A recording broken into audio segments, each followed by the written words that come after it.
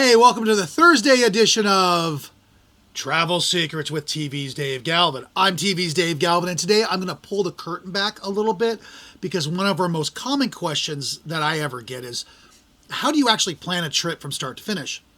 Some people ask it constantly. It's really not that difficult. You just got to put some thought into it. But most people think I'm just picking a destination, booking a flight, finding a hotel. That's what most travelers do. And it's also exactly why so many trips end up kind of stressful and overpriced. So in this episode, I'm going to walk you through exactly how I plan a trip step by step, the same way I do it for real clients. And this is a generic way of explaining it. There are a little bit more specifics depending on the client, whether it's a honeymoon or whether it's just a romantic trip or whether it's just a bucket list kind of thing. But you'll get the idea. Step one, I figure out what the trip is supposed to feel like. This is where most people end up in a mess immediately. They start with a destination instead of starting with a feeling. Some people want relaxation. Some people want adventure. Some people want luxury. Some want, I just need to get away from everything for a week. And boy, I can certainly understand that. The relaxing trip to Cancun is completely different from a cultural trip to Rome or London or Paris. Even, they may cost the same, but it's totally different. So the first thing I figure out is this a relaxing trip? Is this a bucket list trip? Is it a romantic trip? Is this a, I just want some sunshine in January trip? Once you know the feeling, everything kind of gets a little easier. Step two is I match the destination to the traveler. This is where most people who book everything on their own lose their money. Because the best destination isn't the one that looks the coolest on Instagram. It's the one that matches the person taking the trip.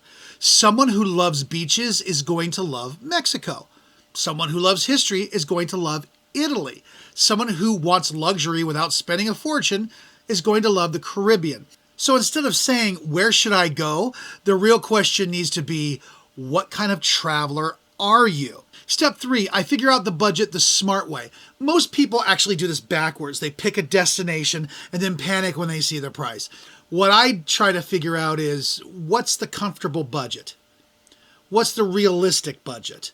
And what kind of experience is going to fit in that number? Because $3,000 trip done right can feel better than a $7,000 trip done badly. And this is where planning makes the biggest difference.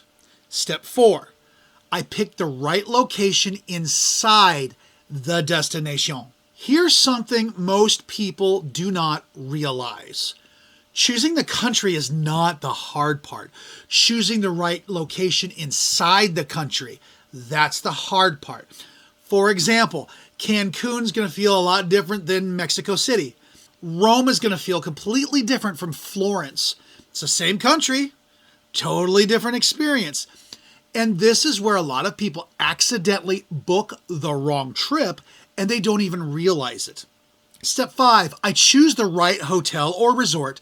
This is where most of the trip success is actually going to come from. People think flights matter the most. They don't. The hotel actually matters the most. A great hotel can save a trip. A bad hotel will instantly ruin it. So I look at location, reviews that are actually honest, not fake ones, what kind of traveler the hotel is best for, and whether it actually matches what the client wants. Because not every luxury hotel is actually luxury. There's no standard when it comes to how many stars the place has. They could call yourself a 5-star and be staying at a Motel 6. There's no standard for it. It's just whatever they want to call themselves. So again, not every luxury hotel is actually luxury. All right, step six, I make the trip easier, not just cheaper. Now, this is something people don't think about enough. A good trip is not just about price. It's about how easy everything feels. So this is where I figure things out like airport transfers, flights that don't ruin the first day, locations where you don't need a rental car, resorts where everything are already taken care of, because the easier a trip feels, the more relaxing it is. Step seven, I make sure the trip actually makes sense. Before everything's officially booked, I kind of step back and I ask the question, does this trip actually make sense for this person? Not just financially, but emotionally. Because the goal isn't just to book a trip. The goal is to make sure someone comes back thinking, that was exactly what I needed. So that's the real basic process. It's not complicated, but it's also not completely random. That's the difference between a good trip and a great one. If you like this episode, make sure to follow this podcast. And if you're planning a trip and you need a little help choosing the right destination, the right hotel, and the right time to go, that's exactly what I do. So check out the website down below at timeforyourvacation.com. Thanks for listening, and I'll see you next week.